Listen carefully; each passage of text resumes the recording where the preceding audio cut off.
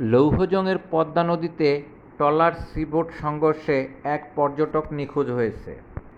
শুক্রবার সন্ধ্যার কিছুটা আগে শিমুলিয়া ঘাটের কাছে বাবলাতলার পদ্মা নদীতে এই সংঘর্ষের ঘটনা ঘটে। এ সময় ট্রলারটিতে ৮ জন যাত্রী ছিল।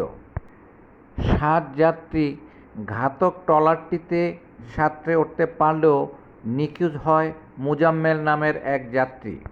মেরুন রঙের পাঞ্জাবি পরিহিত ওই যাত্রীর বাড়ি ঢাকার শিল্পকলা একাডেমি এলাকায়।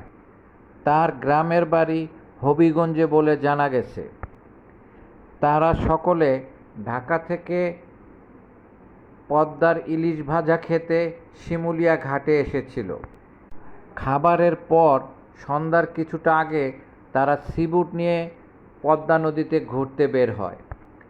এ সময় বিপরীত দিকে আসা একটি ট্রলারের সাথে তাদের সিবোটটির সংঘর্ষ ঘটলে সিবোটটি ট্রলারের নিচে চলে যায়।